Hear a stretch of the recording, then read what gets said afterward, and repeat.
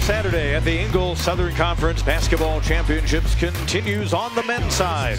We get set for our third game of the day. The Chattanooga Mocs, the number 3 seed, against the Wofford Terriers. They're seeded 6th. They're going for an upset against Sam Alexis and the Mocs, a team that at times this year has looked as good as any in the Southern Conference. Earlier today, the number 1 seed, the Sanford Bulldogs, rolled past the Mercer Bears 70-57, a 27th win this season for Bucky McMillan's team. Then ETSU pulling off the first upset of the weekend, the 7th-seeded Bucks taking care of number 2 seed UNCG 73-62. Now a couple of games coming up tonight. In the ETSU bracket, Chattanooga Wofford, followed by the reigning champion Furman Paladins against the Catamounts of Western Carolina. Hi everybody, welcome into Asheville, North Carolina at the Harrah's Cherokee Center. And with Dean Keener, Pete Hannity. Chattanooga and Wofford this year met a couple of times, the Mocs winning both games. The Terriers have been one of the surprises in the league. I think a lot of folks look at this matchup and they see a matchup that's not necessarily favorable for Wofford, but again, the kind of season they're having, one of those anything can happen scenarios. I agree. The Mocs come in, they had won 8 out of 9 from mid-January to mid-February, and then they've stumbled a little bit down the stretch, losing 3 of their last 5. To your point, Dwight Perry's done an outstanding job with this Terrier program, 10 conference wins. Maybe the 3rd time is the charm here tonight on a neutral floor. Now, few teams in the nation benefited more from a rule change for the NCAA in December than the Chattanooga Mocs when second-time undergrad transfers were immediately made eligible. That means that Florida transfer Trey Bonham could play for his former coach at VMI, Dan Earl, wearing the colors of Chattanooga. He became eligible in mid-December, and that changed things for the better for the Mocs. First team All-Southern Conference. He's the Mocs' 2nd leading scorer, along with backcourt mate Honor Huff. They are a dangerous combination. He gets over 16 a game. Look, he's a terrific three-point shooter, but he's an outstanding rebounder at almost 5 a game for his size. Now, on the other side of things, for the Wofford Terriers, there's Corey Tripp. Tripp has improved steadily every year at Wofford. This year he became the man, so to speak. He leads them in scoring, assists, and steals, and many times he's tasked with guarding the opponent's best perimeter player. He was productive in both meetings. He'll need some help tonight if the Terriers are going to come away with the upset. We talked earlier today in the Sanford game against the Mercer Bears, the vast improvement of Sanford postman Achor. I would put Corey Tripp in that same category from a guard standpoint. Honor Huff will likely have that defensive assignment tonight for Chattanooga. I would agree. Both ways, right? I think Huff's will have Tripp most of the time. Now Tripp, does he take Huff or does he take Bonham? But physically and mentally, he's ready for that challenge. Not sure he was ready when he stepped on campus. Mocs have won 3 straight in the series, going back to a meeting last year in the SoCon Tourney. The Terriers, though, have twice knocked off Chattanooga when they were the lower-seeded team, at least within the last decade, 2017 and 2020. And we're underway, game number 3 of 4 on this Saturday in Asheville, North Carolina. So good to have you on board. And Bonham, Brady, and Sam Alexis, the sophomore big man. Soft touch over Filowich.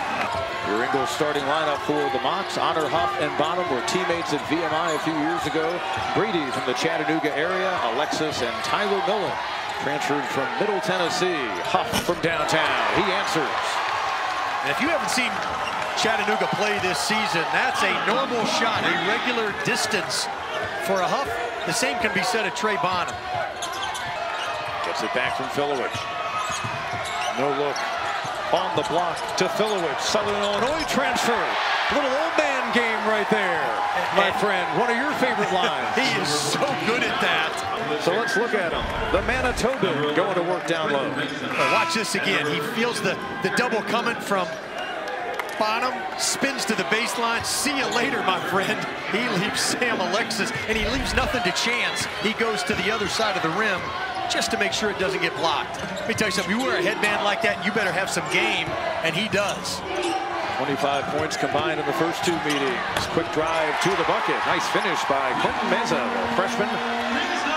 Came to them from all the way out in the state of Utah. And the Terriers back on top by 2. He came to this tournament a year ago as the interim head coach of the Wofford Terriers. That tag was pulled later in the spring. And he told me last night, just a much different feeling for him with the certainty. And again, his program has done a really nice job, I think, making some convincers out of doubters. They were a team picked near the bottom of the league, and they ended up with the 6th seed. Yeah, 17 regular season wins, 10 Southern Conference wins. That man right there did as good a job as any coach.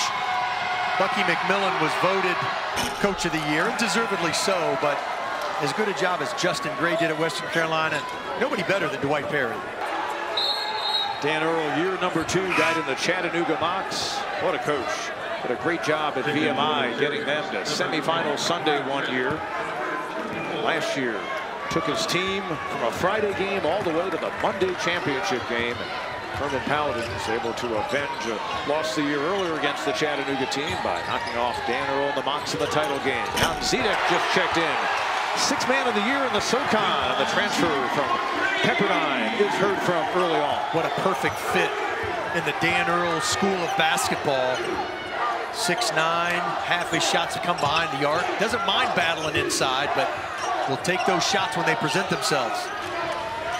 While Al-Shakari setting the screen, he just checked in for the Terriers. Tripp spinning off of it. Meza from the wing. First minutes of his SoCon Tourney career, if you will. And give Corey Tripp credit. He could have shot that when his defender fell down.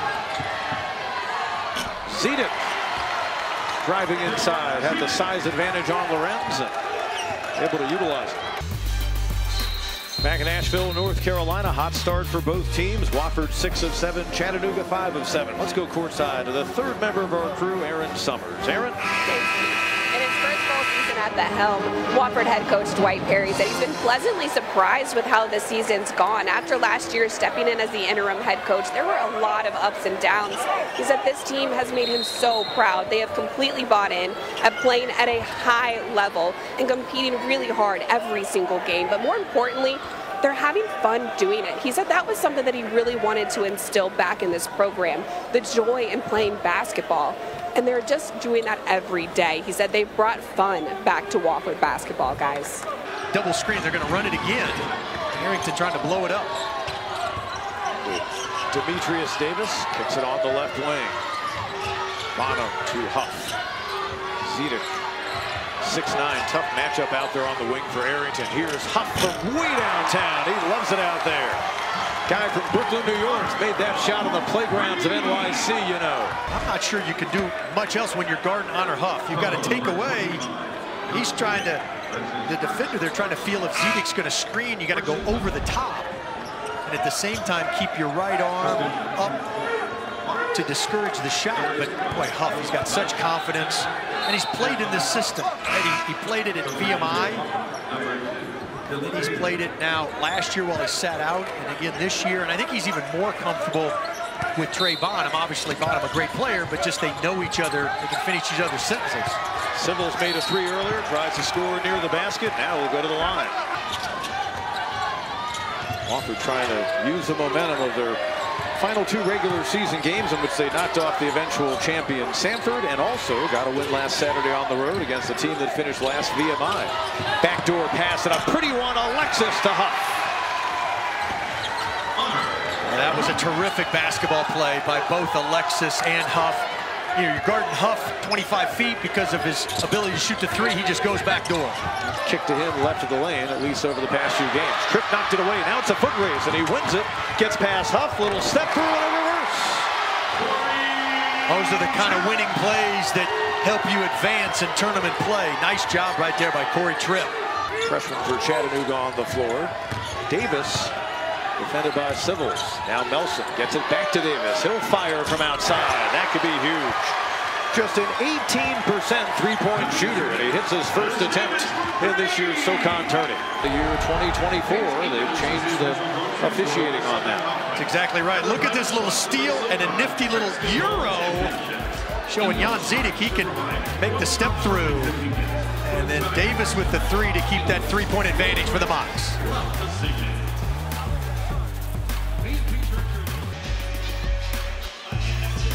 So they called the personal foul, we're told, on Honor Huff.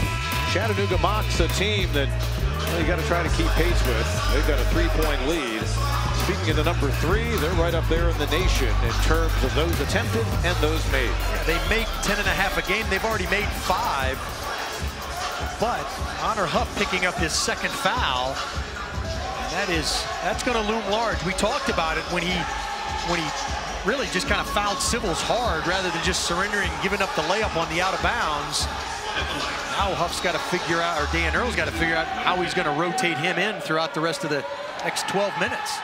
Tripp tries to make it a three-point play. We were chatting with our really good officiating crew for this game. Chris Ford, Mike Terry, Anthony Eads before the contest, just talking about how it's been widely discussed in college basketball this year. Different interpretation on the block charge situation. Almost a turnover. Melson now gives it away to Lorenz. But it is something I have a feeling the rules committee will revisit again during the offseason. And look at that. Melson, the freshman, making an impact, gives it right back once more. Tripp kicks it. Cormier, one of the newcomers, knocked out of bounds, and Wofford will keep. Constantly looking at it. They've got all kinds of video evidence, data that shows what needs to be done at season's ends. As you see Filowich just continuing to do work down low.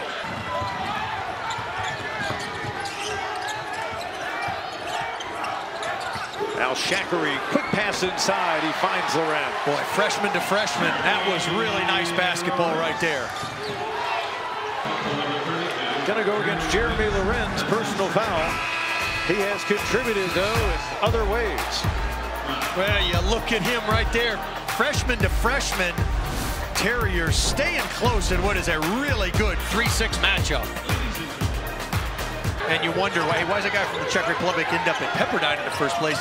His dad, George Zidek, won the national championship in 1995 at UCLA.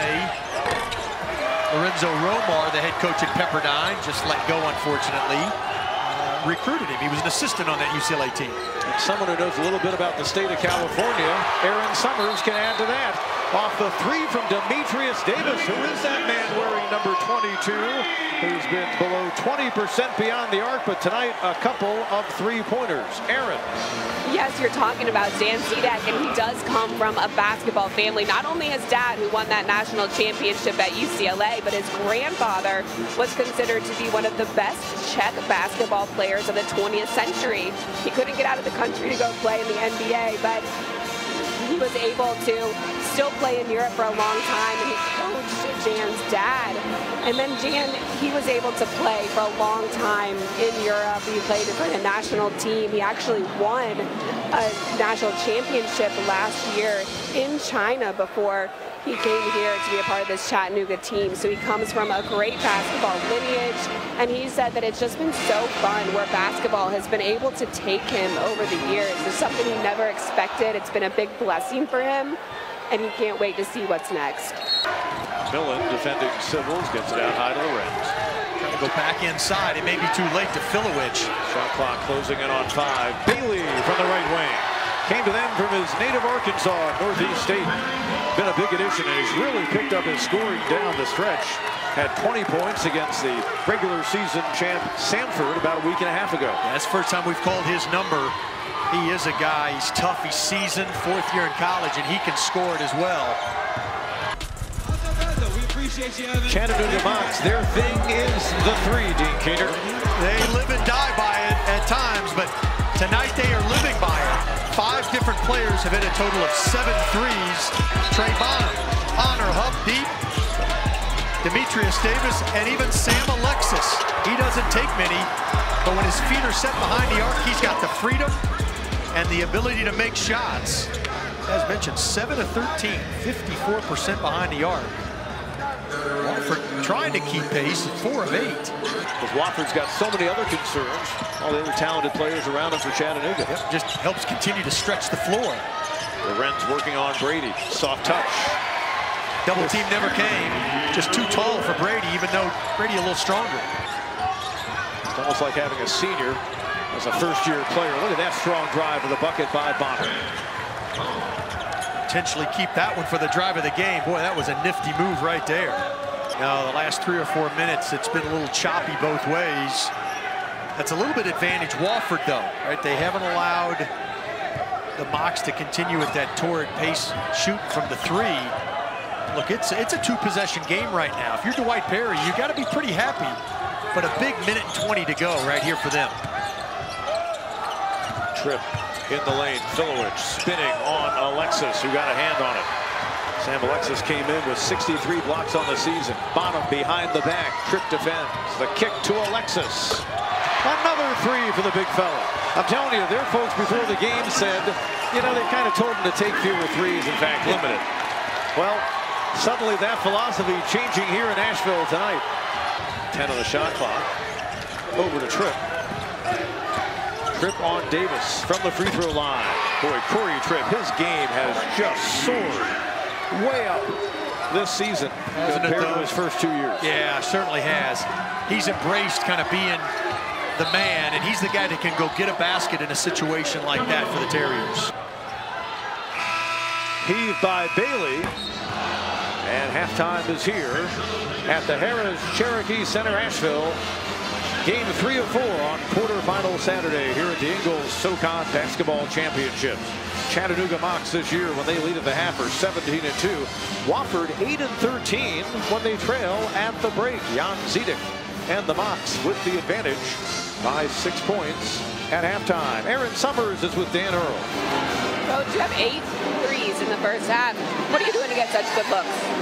I think we're moving the ball pretty well. Sam Alexis hit 2. That's not always going to happen, but I think they were both good looks. So if we continue to move hard and move bodies and move the ball, I like our shots that we're getting. What do you need to do to try to keep Wofford out of the paint? Yeah, play defense, you know, so communication is a huge thing. Obviously, Filowich is tough to guard down low. You got to be physical with them and then show them some attention, but they have a lot of three-point shooters, so you got to do both. Thanks, Coach. Thank you. Dan Earl's team was the SoCon Tourney runner-up a year ago. 2 years ago, Chattanooga on that thrilling moment. That one shining moment for David Jean-Baptiste and the Mocs. They won the title. Now they're trying to make it 2 out of 3. First things first in the quarterfinals. They lead by 6 at the break on Wofford.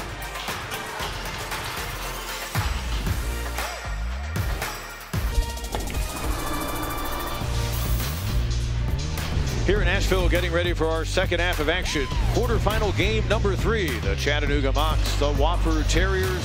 A 6-point advantage for the Mocs. Going for a 3rd win this season against Wofford. Welcome back in with Dean Keener. Pete Hannity, always tough, as they say, to beat a team 3 times in the same year. Dean, that first half, Wofford holding their own early on. Chattanooga, though, doing what they do. It is tough to defend so many different weapons on the court that can shoot 3-pointers. They do what they did. You said it best. 5 different Mocs made 3s, but I don't know that Demetrius Davis and Sam Alexis are at the top of the scouting report for Wofford. They each hit 2.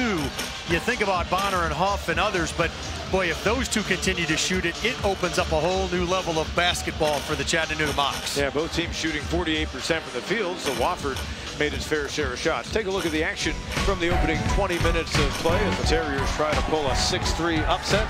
And Sam Alexis a big, but they've got guards who can shoot it too. And kind of playing through him in a sense. When you go inside and you have to double, then he can throw it back out.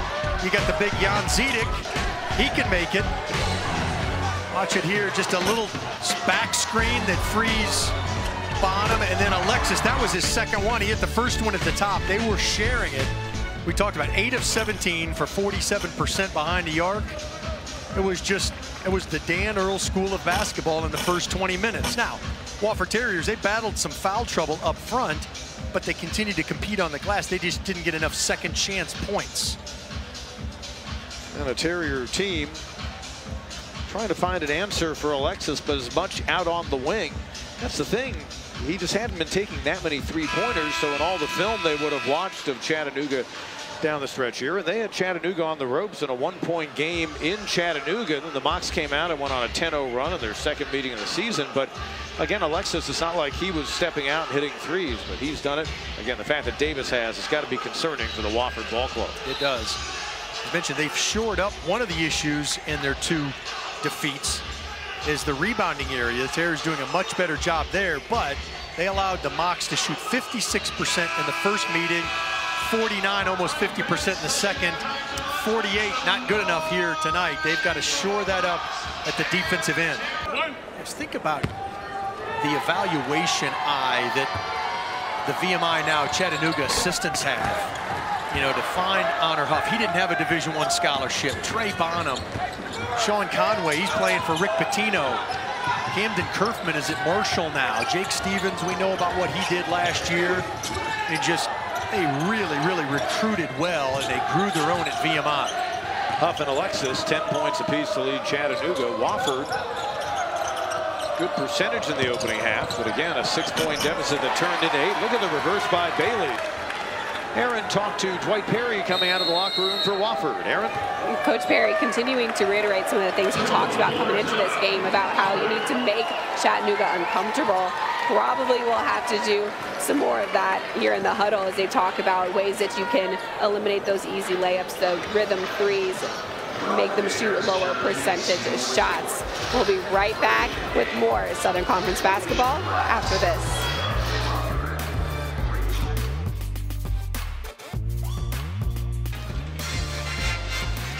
So far on quarterfinal Saturday here in Asheville, Bucky McMillan. Buckyball worked again for a 27th time this year. They get the 70-57 win against the Mercer Bears. The #1 seed advances, then ETSU, a 7 seed. But Ebi Asamoah, don't tell him that. He had a huge game, better than 20 points in a 73-62 win over the #2 seed UNC Greensboro Spartans. Those two await the winners from tonight's game. Semifinals Sunday should be thrilling, but we've got a lot of basketball to be played on a Saturday night. Davis scrapping with Arrington, battling for the rebound. Among the banners that hangs here in Asheville, that of Lefty Driesell, a player in the SoCon when Duke was a member before they jumped to the ACC. He also guided Davidson to great heights as a SoCon member in the 60s and early 70s before moving on to Maryland. Lefty Driesell, of course, passing away not long ago. His grandson is Ty Anderson, an assistant for the Wofford Terriers. Yeah, terrific person. Know Ty personally, and a darn good basketball coach. Tough time for he and the family a couple weeks ago with the passing of Coach Driesell, who took 4 different teams to an NCAA tournament. Age 94, Lefty Driesell remembered fondly all throughout college basketball and the many lives he impacted in a positive way. Davis, not that time to beat the buzzer. His first miss from long range, but he'd made 2 earlier. Kyler Filowich impacts the Wofford Terriers in many ways. The free throw line is not necessarily his forte, and what a bonus. We get to watch him take another shot after the lane infraction. 31% this year. I don't understand why you wouldn't try something different, right? As many as he takes, whether it's mental or not. He's a little stiff on the follow through, but I would try the underhand. 6'9", 250 from Winnipeg, Manitoba. The second time it's the charm. Yes, what a bonus we were just given. And his own fans recognize that that is the exception rather than the rule. Nevertheless, back within 5. That's first points in a while, and then the ball simply deflects off the big man. Here comes Bailey. Filowich and Alexis, the block from behind. Big defensive play by Sam Alexis. Now he's got the size on Bailey. Kicks it on the wing. Davis, 3 made threes tonight. That's their first field goal here in the second half as a team. Boy, how deflating is that? You had a potential layup at one end, gets blocked, and then Demetrius Davis now hits his 3rd 3. And you know they talked about it. Nice pass right there. The passing big man give another assist to Filowich. Lorenz finishing. If the Terriers are going to have any chance of coming back, they've got to play through Filowich. He is an outstanding passer. His 4th assist tonight. Zedek again, Bailey in a size mismatch trying to defend on the 6'9" Jan Zedek. Dylan Bailey will pick up the personal foul. Filowich, he came up with the deflection, and then, boy, he was an all-out sprint. Lorenz was on one side. Bailey found Filowich on the other, but Alexis said, no, good sprint back. And then the inside-out 3, that's where the best threes come from. You throw it inside, the defense collapses. And you got a passing big man like Alexis, he'll find you. Cormier. Back to Corey Tripp. And a triple. He's the guy. I say play through Filowich, but at the end of the day, the guy that's got to make the plays is Tripp. Davis almost traveled, now he throws it away. Mox just one made field goal in the half. Davis with the ball in his hands made that three. Zedek, Sybil's defense. Skip pass, Nelson, and the freshman coming through big. 42% behind the arc for that guy. Won a state championship a year ago, Alexander High School, Greater Atlanta. Drive Sybil's, able to beat his man to the basket. The last two baskets at both ends, you saw Zedek kicks it out to an open Melson. A little low on the catch, on the pass, but and then Sybil's, he just blows by Randy Brady. Doesn't even use the rim as a protection. He's able to get it up on the same side. Sybil's tough and really good in league play. Zedek off the inbound. Lorenz again defending. The 6'9" Pepperdine transfer. What a nice touch. Yeah, and you had great spacing. You had four other white jerseys outside the arc, so it really was tough to double down, even hedge down, to force him to pick up his dribble.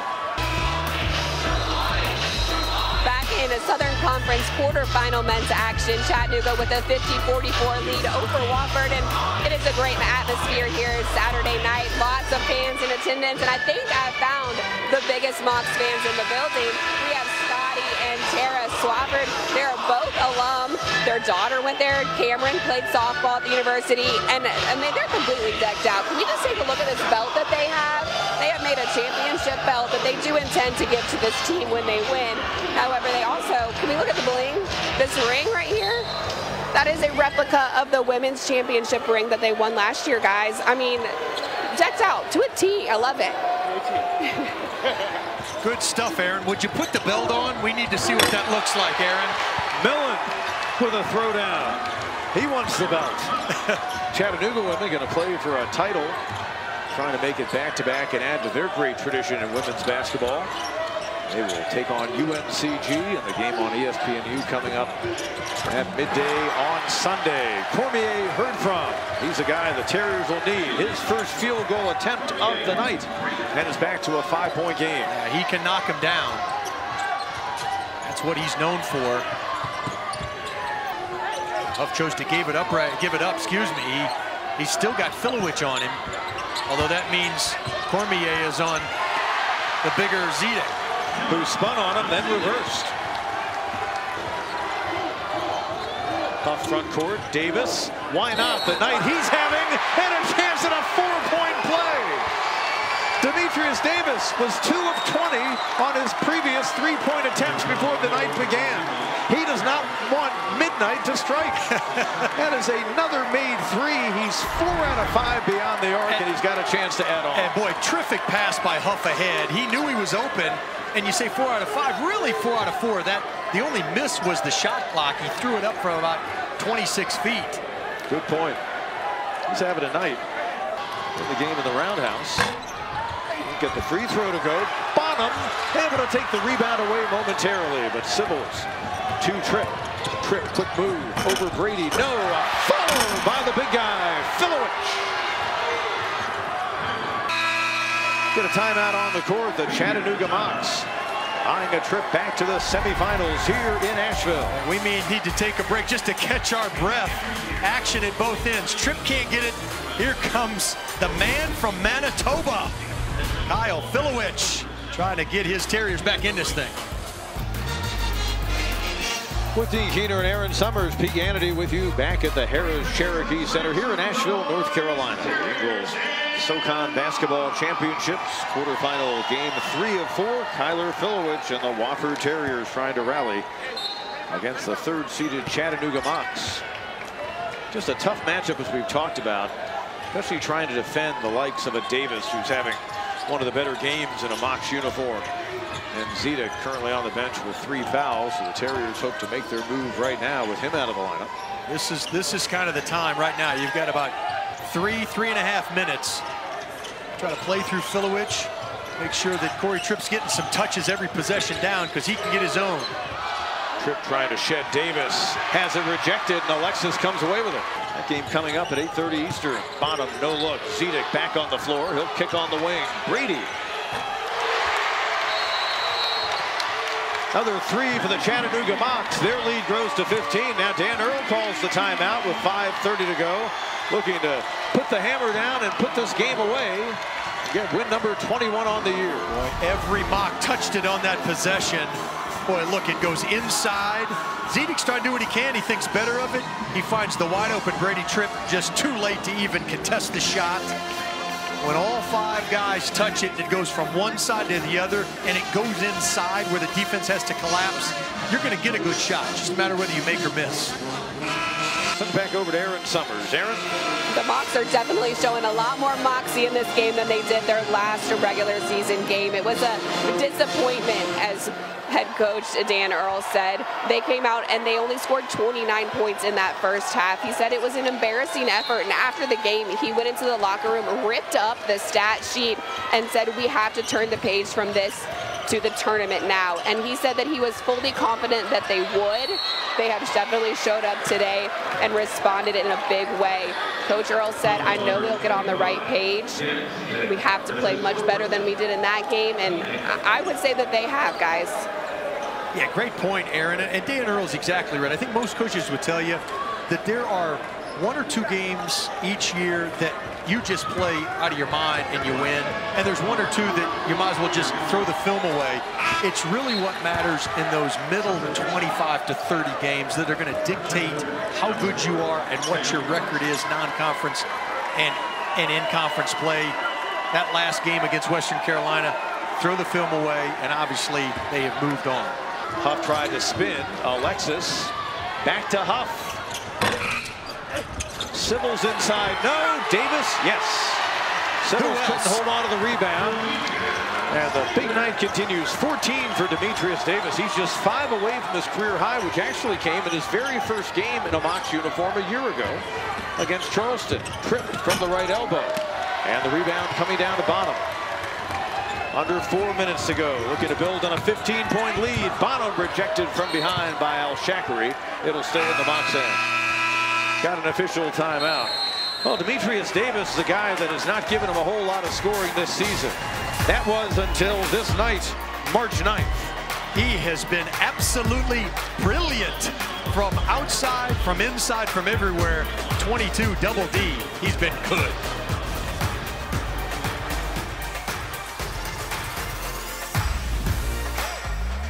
And that time they're saying Bonham was the last to touch it. Let's send it back over to Aaron.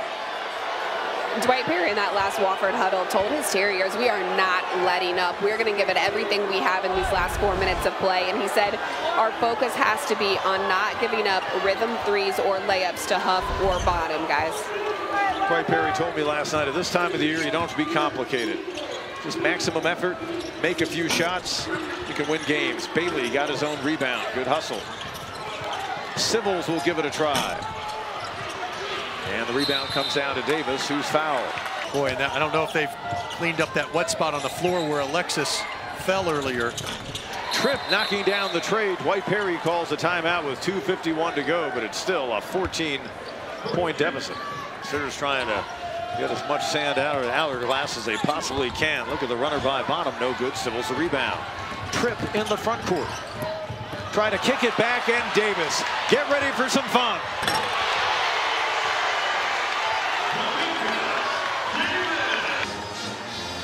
Take a look at our Southeastern Freight drive of the game. It comes courtesy of number 22 for the team in white, Demetrius Davis.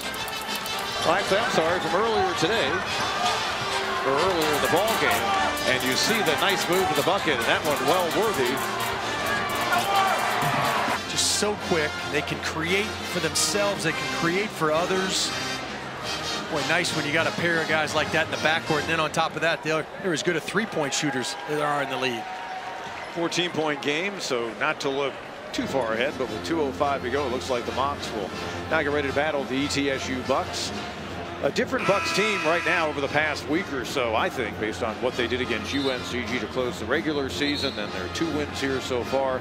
How do you look at that matchup when you think that, Asamoah feeling good, Kamari Peterson for ETSU, and then what we've seen tonight offensively for Chattanooga? They've got Parker and Seymour that can battle Alexis and Zedek and others inside. It'll be a really, really good semifinal game. I think it comes down to who can defend just a little bit better. You know, if the Mocs are making threes, boy, they're tough to beat, especially when you add guys like Alexis and Davis. Well, Chattanooga Mocs team trying to get to win number 21 on the season, and Dan Earl continuing to show just what he is able to do from the sidelines. Did not have an impressive overall record at VMI, but give credit to the administration at Chattanooga. They saw a good one in the head coach of the Mocs.